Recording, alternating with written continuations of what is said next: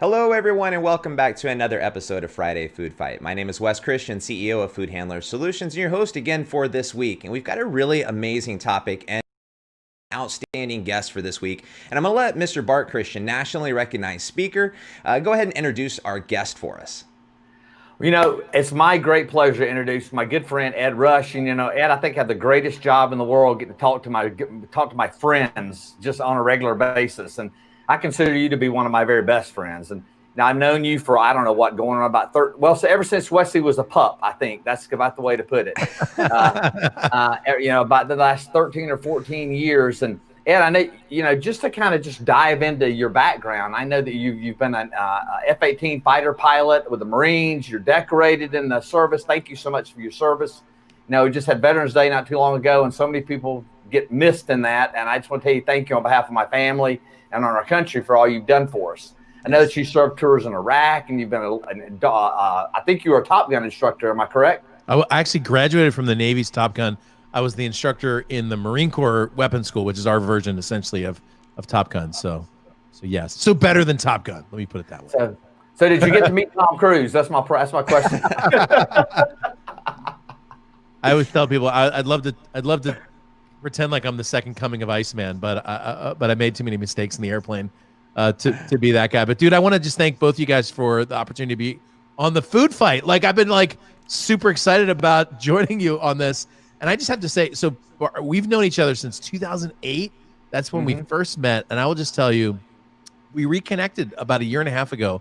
And I'll just tell you as you're watching this that Bart is one of the most humble guys. He actually reached out to me and just said, "Hey, can I help you?" I had an event coming up. And he came and actually helped me at my event for 3 days. We actually reconnected there. So this is a guy who walks the walk and talks the talk and really serves. And Wes, it's been great to get to know you and the business and what you guys are building right now for your tribe of food handlers is amazing. So I'm just thrilled to be a part of it. And for those of you watching, there's some amazing stuff coming down the road that's going to blow you away. Yeah, and I appreciate that, Ed. And you know, and one of the things, you transitioned from the military and you transitioned into the business world. And tell us a little about what you're doing. And I see that you were actually a contestant on The Apprentice with Donald Trump. What was that experience like? Actually, it was one of my clients. So I had one of my clients who was on season 1 of The Apprentice. She has some pretty interesting stories, by the way. Some behind the scenes stuff about how they pulled some things out of her past and showed that on the show. But yeah, I was in the military. So I was in the military for 11 years, flew F-18s in and out of Iraq, as you said in your introduction so eloquently. And I left the Marine Corps. I loved my job and I loved what I was doing. But I really, as I told my commanding officer, I said, you know, I didn't want my home life being dominated anymore by an empty chair at the dinner table. I made that decision, incidentally, over the town of Fallujah. Some of your listeners will be familiar with that town. It was a scene of some pretty intense fighting in Iraq back in 2003 and 2004. I was there in 2004, and I was in a left-hand turn over the town of Fallujah in my F-18 at 16,500 feet. I was wearing a set of night vision goggles on my 30 in the morning. I was sipping a Red Bull. My oxygen mask was off. I was sipping a Red Bull because I was trying to stay awake. And it was in that moment that my mind began to wander. And, you know, like when you're in a car and you're driving down the road, like 10 miles goes by, your mind wandering, and it's not that big of a deal. But when you're in an F-18 flying at about 350 miles an hour over a place where people are trained to kill you, your mind wandering is not that good of an idea.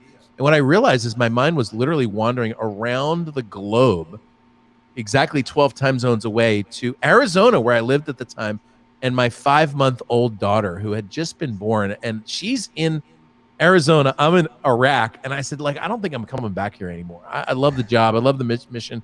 I love the Marines. I love everything we're doing. I love flying airplanes. It was such a blast. As you know, we talk about flying airplanes a lot, actually. I loved it, all of it. But like I told my commanding officer, it was time to move on and really spend time with my family. And so I left the Marines. I didn't do what every pilot does. Most of those guys go in and fly for like United or Delta or Southwest or UPS. I went off on my own and became an entrepreneur, which I would only recommend for the boldest of people.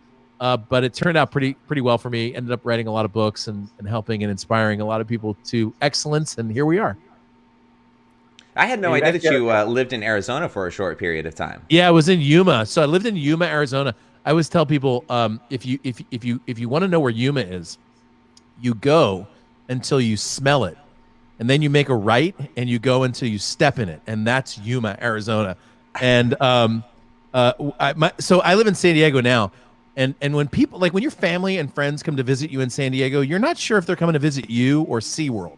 But when you live in Yuma, Arizona, they're coming to visit you. Like, you know, they're there for you, because there's no reason to visit Yuma unless, you know, it's for your family. So yeah, that was me. Now I have to throw this in there. Some of my very dearest friends and best customers are in the great city of Yuma, Arizona. Yeah, so I mean, like,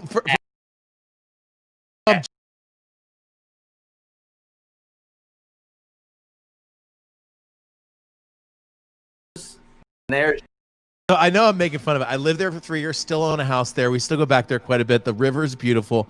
But the great thing about humans, that's what they call themselves there. The great thing about humans is all those jokes I just told, they'll jump right in and join you in telling Yuma jokes. Oh, so, yeah. It really is a cool place. By the way, a lot of military, a huge border patrol presence down there in Yuma. So some really great people. Some really good Americans. I saw temperatures 117, 118 degrees. So in the bottom southwest corner of Arizona. So, yeah, buddy. So since we're kind of talking about business, we'll transition back to that conversation. What actually got you started in business? Because you do a lot of business coaching now. And what really got you into that industry, and ultimately what keeps you going in that industry? Yeah, I mean, so the thing about entrepreneurship and business, and this is true for career people too, is like, if you look back 20 years, you expected this line to be like so straight. But when you look back 20 years, it's like all these zigzags. And my history is just all these zigzags on their way to success. In fact, my wife in the early days, she would say, "Why do you keep changing your mind?" And I said, "I haven't even made up my mind. Like, I haven't even figured out what the first step is, So I started out. The first thing I did back in 2006 when I got out of the military was I created an online course for people who wanted to be fighter pilots. I told my wife at the time, I said, "Look, I want to make enough money for this course to be able to buy a computer." That was a $2,500 purchase in 2006. That little tiny business actually grew into this like really cool little six-figure enterprise that didn't really require a lot of work from me.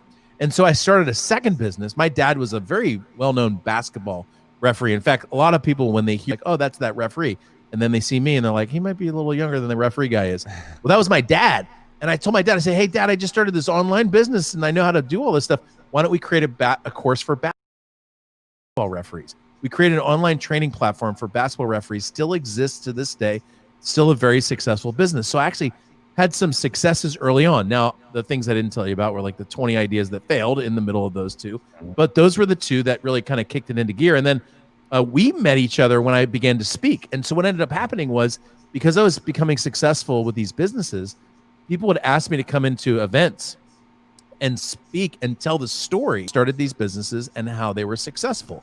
And what happened from there is people would eventually meet me in the back of the event room, and they'd say, "Hey, could you come in to my company or to my team or to my group, and could you teach us some of the things that you've learned as well?"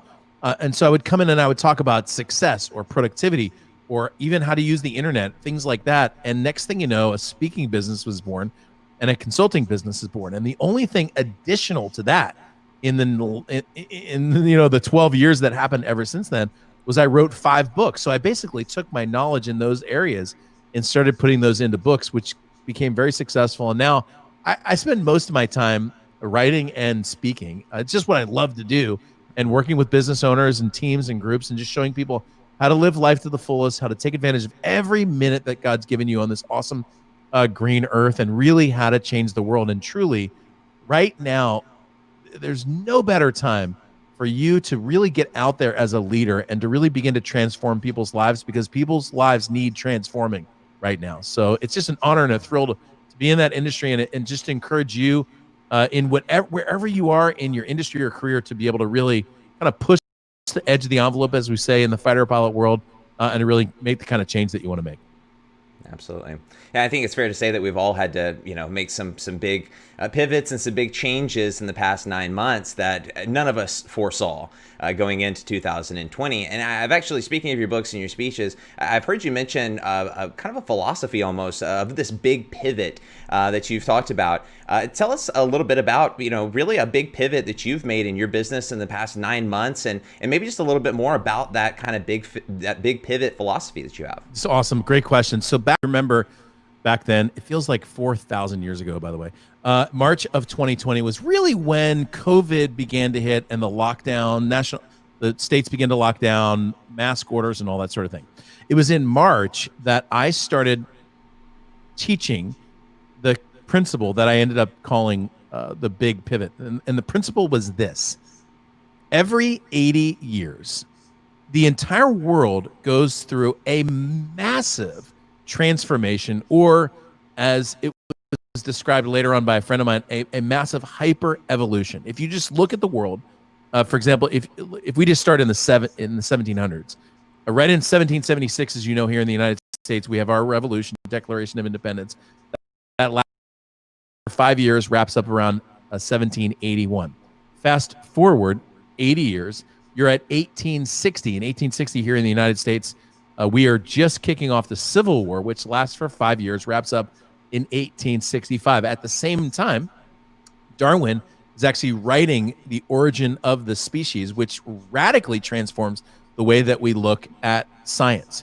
Fast forward 80 years, 1940. Well, it doesn't take a historian to figure out that's about the time World War II is kicking off. The entire world is resetting. 45, that begins to wrap up. And in each of those eras, those 5-year eras, there's massive change in the marketplace. Old industries literally die and completely go away, and new industries are transformed. So, for example, if you are a southern cotton farmer in 1860, your business in 1865 is drastically, wildly different. If, however, you produce steel, or if you're an industrialist that has some sort of industry, in 1865, you're about to make a lot of money. In 1945, for example, if you're in the industry of building homes, family homes, if you're in the industry of building malls, you're going to have an incredible new lifestyle. If you're in new media, that's the place to be, like, for example, radio or TV in 45. Well, guess what? Fast forward 80 years, we're sitting right in 2020, which is when we're recording this at the end of 2020. And the world is again in a massive reset. Like, all of the industries that needed to go away are hyper accelerating their demise, while at the same time, new industries are coming into play. New technologies are coming into play. And if you're on the front lines, for example, the food industry, you've seen a lot change in the last year. In fact, if you've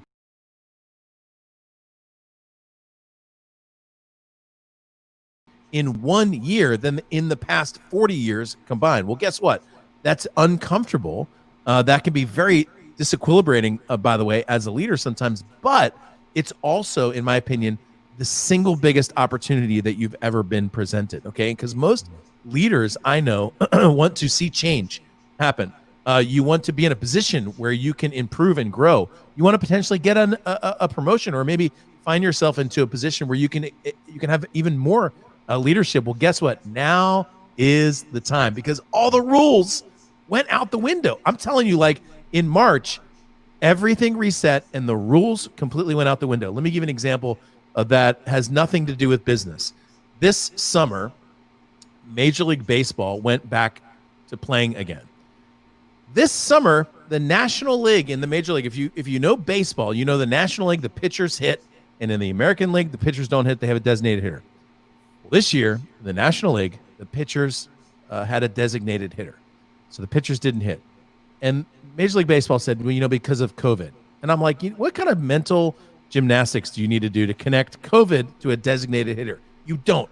Here's the deal. Major League Baseball has been trying to put a designated hitter into the National League for years, but all the baseball purists like we can. But once COVID hit, the rules go out the window. Instead of 162 games, now you're playing 80 games. Well, let's jam in the designated hitter.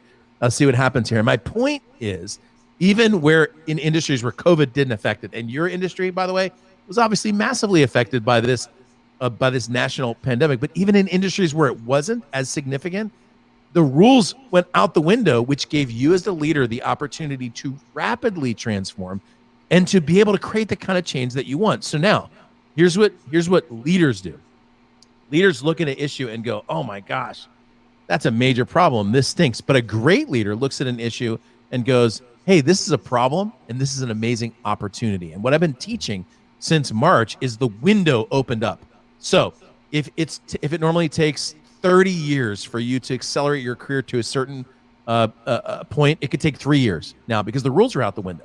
If it normally takes a long time to get your team on board with changing some certain procedures or putting in some safety protocol, well, guess what? If it used to take 2 years, now it can take 2 weeks because things are changing that rapidly. It's giving you as a leader the opportunity to massively innovate and massively transform. And the only thing that can stop you is, frankly, your attitude. Like the people right now who are just whining and moaning and complaining are going to see themselves passed really quickly. By the way, I'm preaching to the choir because, frankly, if you're watching Friday Food Fight, you're the kind of person who's in it to win it. Like you are a motivated, ready to go kind of person. Well, I'm talking to you when I'm telling you the opportunity right now to move quickly and to create innovation and change. There's never, ever been a better time. And as a fighter pilot, I spent my entire career looking for windows that were about a second wide, opportunities for me to win in a dogfight or for me to win in an engagement. Well, guess what? The window just opened up. And it's not going to be open up forever, but now is a great opportunity to jump in, to create the kind of change that you want, to really lead a team in a positive direction, and to really do it with a smile on your face. Because I know the media tells you how horrible things are, but you know what? We live in an amazing world with great people that you can really influence for good. And I mean, it sounds like as far as, pivot is concerned, one of the big pivots that we need to do is just pivot our mindset and shift our mindset from, looking at the challenge that we're all faced with and shifting that to looking at the opportunity that we're all faced with and really taking and seizing that opportunity. Yeah, I mean, the first thing I always tell people, like when I was in an F-18 in an emergency situation, for example, I lost an engine. The F-18 has 2 engines. But losing an engine is a major issue. Shuts down a whole bunch of systems. I lost an engine over the Pacific Ocean, 1,000 miles away from Hawaii and 1,000 miles away from Wake Island, which is where I was heading that particular day. I was over some of the most shark-infested waters in the world. And there was a really good chance that I was going to lose the airplane and end up floating around in a raft as human chum. Well, guess what? The first thing they teach you to do when you are in the cockpit of an F-18, the first thing they teach you to do when you hear the noise, it's in the airplane, it goes like this, doo-doo, doo-doo. That means there's a problem. And I looked at my display and realized that I had a major problem with my engine. The first thing they tell you to do is to push the timer. We have this little clock that we can just wind up, and it's like an old school, like analog clock. Like that. They say push the timer, which is kind of ridiculous because that doesn't do anything. It doesn't fix the problem. I had an oil pressure issue. The engine was eating itself at the time. Pushing the clock doesn't change the oil pressure. But you know what pushing the clock does? It gives you a moment just to breathe for a moment and to think. Okay, the second thing that I do, that I did in the cockpit that day, so took a moment, boop, push the clock, because making the next decision in a half a second or 3 seconds is not going to significantly change the outcome.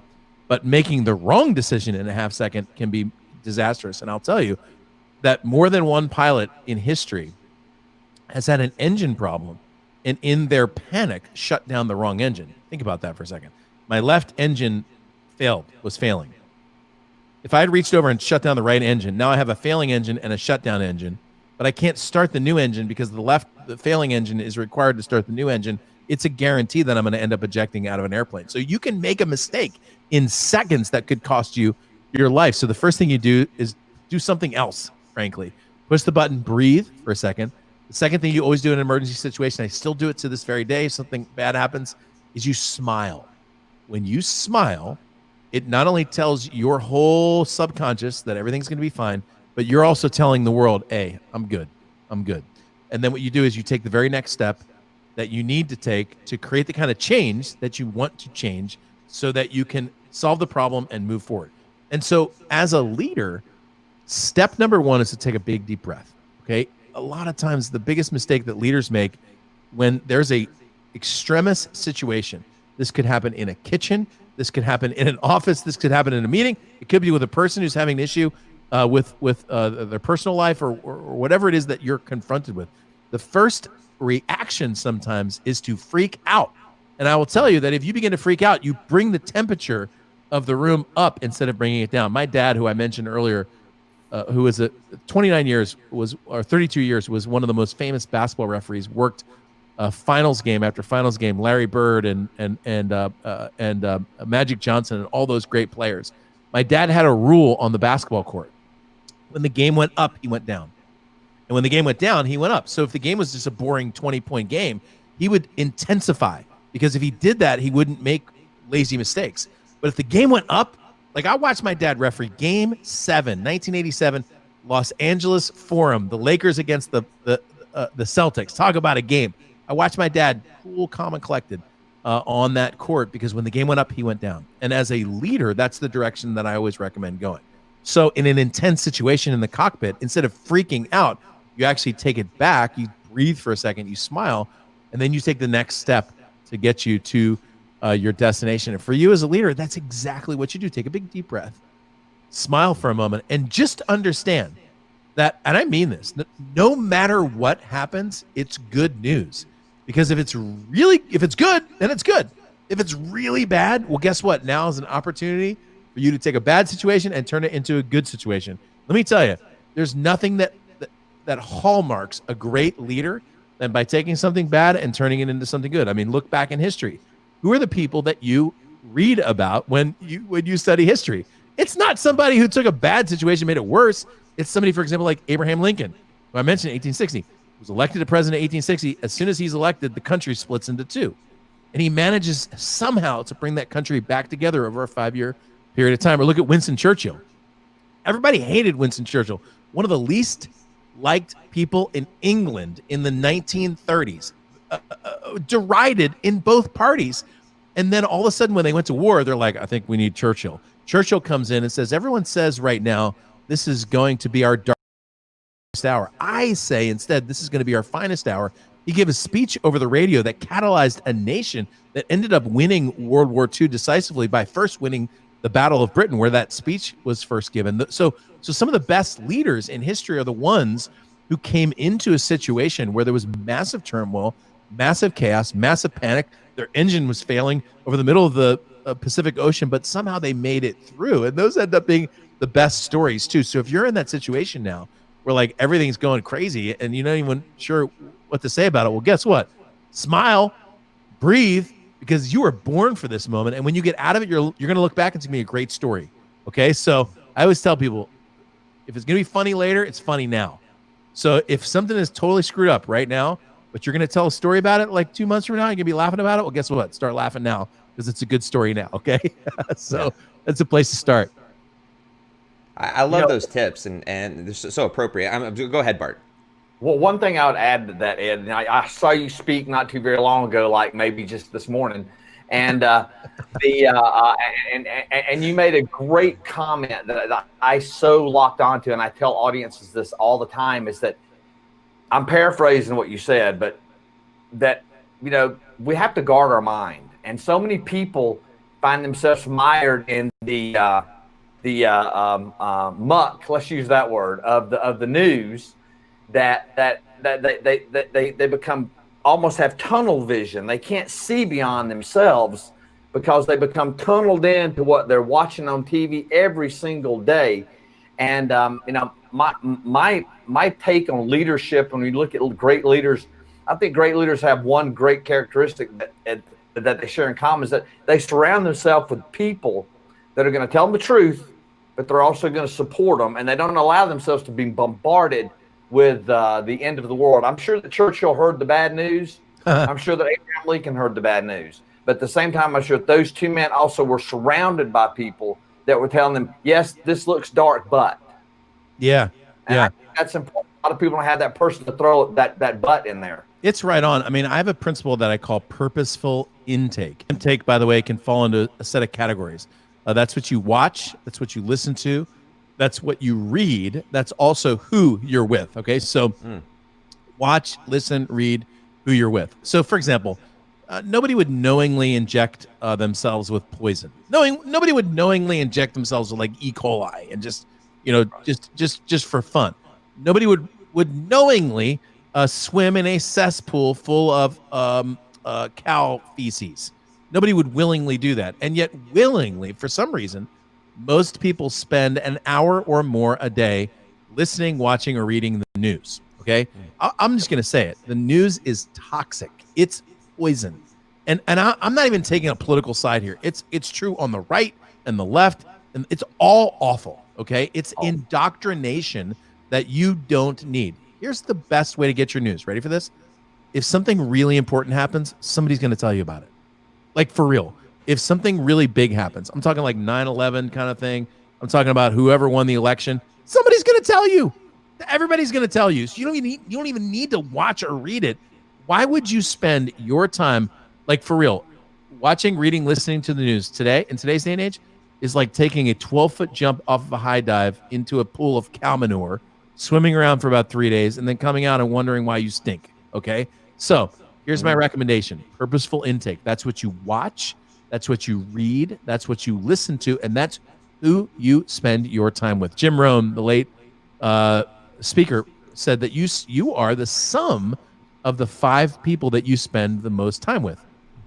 When I heard that statement, I realized I needed some new friends. All right. That's, by the way, Bart, that's when we got to know each other, because I wanted to hang out with people like you, like people who are really trying to make a change in the world. Because you know what? The fact is, and I realized even some of my family members, like, I mean, like, I love my family, but like some extended cousins and uncles and stuff, like, it's nice to see them on Thanksgiving. That's about it. Because why would I want to spend time with toxic people who are constantly bringing you down? So what you watch is important. What I put in front of my eyes, I put there for a reason.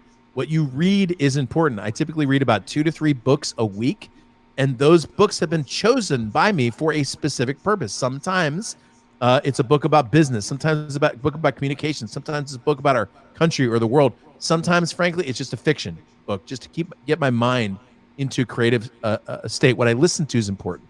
The podcast or the audios or even the music is actually quite important. And then, of course, who you spend time with, which is, again, why I'm just like congratulating you for being here on Friday Food Fight. I mean, just the time, we're about 20 minutes into this interview, just the time that you took to invest in yourself is commendatory. Continue to do that, because what ends up happening is, the world that we live in, it feels like a 50-50 world. There's people on one side, there's people on another. That's not even close to being true. It's more like an 80-20 world. 20% of the people in the world are really going at it, and they're going to get about 80% of the result. Okay. Now, the interesting thing about the little 80-20 thing I just said is that it actually multiplies into that 80-20. So, for example, let's say the 20% of the people in the world are really creating 80% of the result. Well, that also means there's a 20% inside the 20%, right? There's 20% of 20%, which is actually 4%. There's 4% of the people in the world who are really, really making things happen. Okay. And if you start running the math, you can see that those 4% create more than half of the result in the world. Okay. Your job is to be in the 4%. Your job is to find people in the 4% who are like, dude, help me be in the 4%. Okay. So, the rule that we say here in the United States, the majority is always right.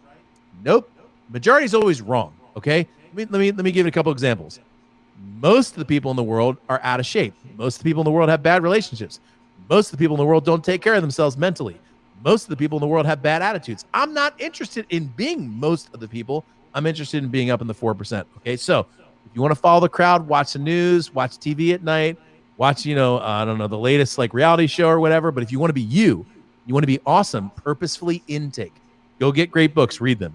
Go listen to great audiobooks if you want to do that. Listen to podcasts that really can make a difference in your life and in your world. Read, listen, watch, and then be around people like West and Bart who can really help you move the needle and change your life. And I know you guys also have a community of people that you pull together. There's other folks in your industry who are really connected as well. Those are the people that you want to be hanging around, not the people who are just happy to live out their lives in some sort of toxic cow manure cesspool of an existence. You want to be different, Sorry for the visual, by the way, but it had to be that way. I love the purposeful intake, and that's a great way to describe that. And I know that you're such an avid reader. I'm just curious, what are a couple of books that have maybe made a great influence on your life, your business? I know you actually suggested and gave me one just recently when we saw each other called The Alter Ego Effect, which I've just started diving into. But what are some other books that you might maybe recommend to folks that have made an impact on yourself? Yeah, that's good stuff, man. So let me just give you a couple categories of books. So when it comes to books, so there's here's the way that I look at purposeful intake when it comes to books. First thing is, I'm a very spiritual person, much like you guys are. I spend a lot of my time in the ancient scriptures, namely the Bible. I actually spend a lot of time even in the Old Testament reading. There's not a morning that goes. Most of my mornings, I typically wake up, go downstairs, get a cup of coffee. I usually do a breathing exercise first thing in the morning, maybe a short little meditation, then right into a little bit of Bible reading. I find that is the single best way to start your day. Include a little prayer in that. And by the way, whatever your spirituality is, whatever you choose I'm not saying you're wrong if you choose, but that's the way I do it. Okay. And I find the first step is that's a very powerful way to start your day purposefully. Okay. Most people, and when I say most, I mean like probably 90% of the people start their day with this little device. Okay. So if you wake up in the morning and you start your day by turning on your phone, don't, okay? Because whatever's in that email or text message is not helping you create purpose that day. So I always start my day, not always, but I have a kid, like I have a 15-year-old, 13-year-old, 12-year-old, and a 2-year-old, okay? So I do have a 2-year-old that wakes up and sometimes creates less purpose in my morning than I want, but for the most part, that's the way I start. So first category of reading are scriptural reading, which I typically usually start with. Then you've got two other categories, really, which is nonfiction books and fiction. Okay, I tend to bias my reading towards books that have stood the test of time. Now, I do read quite a bit of new books, especially in the business world, but I really, really like books that have been around for a while, because the books have been around for a while. You know that they're halfway decent because they wouldn't have been around for a while if they were awful, right? So, for example, Napoleon Hill's Think and Grow Rich is like a great place to start when it comes to just mindset. Okay, Now Napoleon Hill had his issues, which you can. I mean, Napoleon Hill died broke, but he wrote a really great book by interviewing billionaires, and so you get to learn in the book the way that billionaires think. The book, Wes, that you just mentioned, which is called The Alter Ego Effect, is like my new favorite book by Todd Herman. Again, it's a book about the way that you think about yourself. So those are kind of the nonfiction worlds. I highly recommend my book, 21 Day Miracle. It was Amazon's #1 best-selling book. I know that's a shameless plug, but it's like, I always tell people, I'm biased, but that doesn't mean I'm not right. It's a great book. Okay, so that's on the nonfiction side. And then on the fiction side, I usually read at least one, but more like 2 books a month that are in the science fiction or space fiction category. Now, it's a topic I'm interested in, so I like reading that. But here's what I found with reading science fiction. There is a mind expansion that happens when you read about a fiction book about people who are colonizing a planet. What that does to your brain is it really begins to expand your thinking of what's possible. A lot of times we live in a world that is very negative and limited. You know, I mean, we used to live like in Europe, and people are like, this is it. This is all there is in the world. Well, no, you know, like there was more than Europe, you know? There was more than the Fertile Crescent. It was like a whole world. Well, when we expanded to the world, we started to realize, wow, there's a lot more out there. And at some point we discovered like the whole world, and the human mind just went, all right, that's it. but there's a lot more out there. So I like reading science fiction for creative purposes. I find that it gives my mind quite a bit of an exercise. So the best way I can define this is like, I'm going to go back to baseball. I love baseball. I was a baseball player all through college, a Division I player.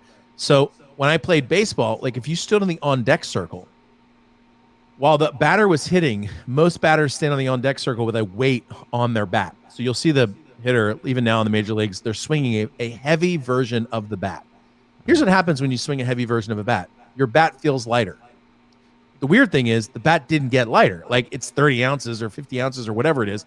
It's the same weight. Like when you take the weight off, it didn't change. Like the molecular structure of the bat didn't change. It just feels lighter. What I discovered when I started reading expansive kind of fiction is what I thought might have been impossible started to feel a lot more possible. So for example, you guys know one of my visions in life is to be able to create a movement, a third party movement in the United States. I think one of the biggest issues we have in our country is the anger and the divisiveness between the parties. And I'd like to be a person that helps create that solution. Well, I started thinking of solutions like that when I began to expand the possibilities in my mind. So 3 categories when it comes to books. One is just good old scripture, man. I mean, if you haven't like read it for a while, it's worth giving it a shot. Again, there's some really great stories in there at the very least. And then, and it will really help you. I mean, it just totally transforms the way you think. And the second category are nonfiction. Usually those are personal development books that I read there. And then on the other side is just expansive fiction. Those are the 3 categories that I usually get to when it comes to reading. Yeah, and you said a shameless plug for your book. We'll definitely put your book in the show notes so that people can get a little bit more information. I think it's a fantastic book, and I do agree with you. Everyone should read it at some point. But the 21-day miracle, we'll put some information in the show notes so people can get that easily. Cool. One thing that comes to mind when we're talking about leaders and we're talking about movements and we're talking about successes in life, successes don't come without their fair share of failures. And some people will look at a failure as either a failure or maybe we'll refer to it as a setback. What is a failure or a setback that you have been able to turn into a comeback? All right. So I have, so one of the things that I am proudest of are the number of times I've been wrong. Just this week, I put a video up on Instagram, and in the video, I said, I was talking about our election system in the United States. And you already just heard I'm not partisan, so don't read into this. I was just saying, I said the good news from this election that we are going through or went through in 2020 is that at the end of this, we're going to probably have a better election system. And I said in the video, I said, here in the United States, we invented the plane, the car, and the iPhone. And if we did those things, we should be able to invent a good voting system. Someone replied to me and said, we didn't invent the car. And I was like, wait a second, what? And you know that feeling you get when somebody disagrees with you? You're like, you start to feel like, But I went on to the Google machine, and at least according to the Google machine, that's true. Apparently, the car was invented someplace in Europe by one of 3 different people, and I won't even go into it. And I told the guy, I said, wow, thank you for telling me that. I really like being wrong, because when I'm wrong, I get better. And I thought, that's a good philosophy to have. And I realized a lot of my life I've spent with the philosophy that being wrong is more exciting sometimes than being right, because when you're wrong, you get better. Everything. I'm talking like when I started getting serious about working out, I use kettlebells quite a bit when I work out. When I started getting serious about that, I had a trainer who came to my house for 3 straight weeks to show me what I was doing wrong so that I could get better and I could do it right? I mean, little things like what we're doing right now, communicating right now on video and on podcasts. I didn't know how to do this 5-7 years ago, but I got better at it, and I got with people who knew what they were doing, and they said, no, you got to look at the camera, and you got to pause every once in a while, stop talking so fast. Like there were ways I was wrong, but if I was like super prideful and like, you don't need to talk, I would have never gotten better. So I love being wrong. Okay. So the first thing is be happy about being wrong, because that means you get better. A lot of leaders have real big issues with this, but like, look, if you have issues admitting you're wrong, your team already knows. Like they already know you have that problem. Okay, it's not like it's a surprise to them that Joe doesn't like being wrong. But if you're the kind of person that wants to get better, you're gonna have a team that loves you. So I haven't made one mistake. I've made thousands and thousands and thousands of mistakes. I have started more businesses than I have fingers and toes that count that failed. Okay, so I started this business back in like 2009 called Christian Business Excellence. That failed in like a week or two. I started another one. My first company for real. My first company. The real name was Rush Hour Seminars. That didn't work. Okay, but here's my rule. I have a simple rule. It goes like this. It goes fail, fast, next. Because I have no desire to spend 2 years finding out something's not going to work when I can spend about 2 weeks to find out something that's not going to work. Okay. Now, a lot of times people ask me, how do you know? I know because I get help. I know because I ask people who I trust, and they're like, dude, Rush Hour Seminars is not a good name. Okay. So like next thing you know, you move on to the next thing. So I've got, I'm talking about thousands.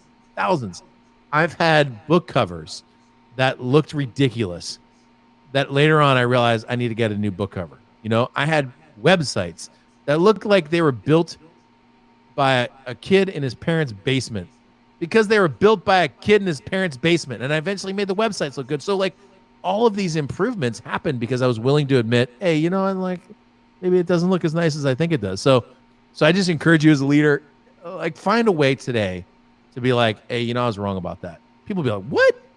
Wait, what? And now all of a sudden your team will be more free to be able to grow and learn as well. You know, and something else is that I found that if you'll listen to your team, I know so many people that are leaders, you know, they realize they're doing something wrong. They realize it's not working, but they won't listen to people that are not at their level or above, if that makes any sense. I find a lot of times really, really good ideas come out of the blue from people who may not be on the same administrative or supervisory level as you, but yet they've got a lot of experience. And they just sometimes, I've had kids walk in and give me the best ideas, and they don't really know anything about what I'm doing. They just say, well, have you ever thought about doing it this way? I'm like, no, let's give it a shot. Because I'm with you. I think it's failure is your greatest teacher. That's the way I've always looked at it. And I just believe that, and I know that's something that's been true in my life. Yeah, I mean, and the idea of feedback. So in one of my books, I start a chapter with this sentence, and the sentence goes, Hitler was an idiot. That's how I started the chapter. And it's true. Here's the problem with, and I'm going to go back into history, actually back to 1944. In the German Army and Air Force, it was completely frowned upon to deliver bad news. So when we landed in Normandy, Hitler's tank forces in Normandy were at about 10% strength. If you know anything about tanks, that basically means zero. That means not enough gas to even move and barely any ammunition. So there's nothing there. There's nothing there. But by the time the report got up to Hitler in Berlin, the tanks regiments were at 90% strength. That's how it got reported. And so Hitler's sitting in Berlin trying to make decisions with 90% tank regiments when they're actually at 10%. There's nothing you can do to be successful at that point. The reason why that was such an issue is because that leader, in his immaturity as a leader, and I will tell you, Hitler never rose past the rank of corporal in World War I. He was derided by his generals. They called him behind his back the little corporal, a smash at his size, but also his military acumen, because he never took the time to be wrong. He never took the time to get correction. He was awful. And thank God he was awful, because who knows what would happen if he was good at what he did. But because of that, we were able to win decisively because he chose not to hear the truth. Okay. And I made a decision in my business and frankly in my life that I wanted to know what was true. Okay. Sometimes, you know what? Sometimes, you know, you have mustard on your tie. And like, if you ever got mustard on your tie, you want someone to be like, dude, you have mustard on your tie. You know, have you ever had like a big green thing in your teeth, you know, and someone's like, dude, you got a green thing in your teeth. You're like, thank God someone told me about the green thing. I wouldn't want to walk around all day. Bart, Wes, when I did today, we did a coaching session to get together. I did a coaching session once. It was 3 people, and I went into the bathroom. We take these breaks like every hour. I went to the bathroom, came back. About an hour and 15 minutes later, I went back to the bathroom on our break. Well, on that second bathroom trip, I realized my zipper had basically been down for the previous hour and 15 minutes. So I'm standing in front of these people, writing on the board, like teaching them, and my zipper's down, and they didn't say anything about it, okay?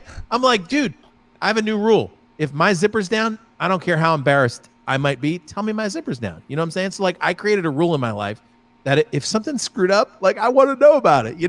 Maybe it hurts to find out that, I don't know, breath spat or whatever the person's going to say to you, but like, then you'll get some mints and then it won't be so bad, So I have a very simple rule. Like if I call it the tie, mustard on my tie rule. If I have mustard on my tie, tell me now, not later, that you had mustard on your tie. It's a quick way to get better. And man, if you can empower your team to communicate that way, I mean, let's just be real honest about this. If you empower your team to communicate great new ideas to you, 90% of the ideas aren't going to be great.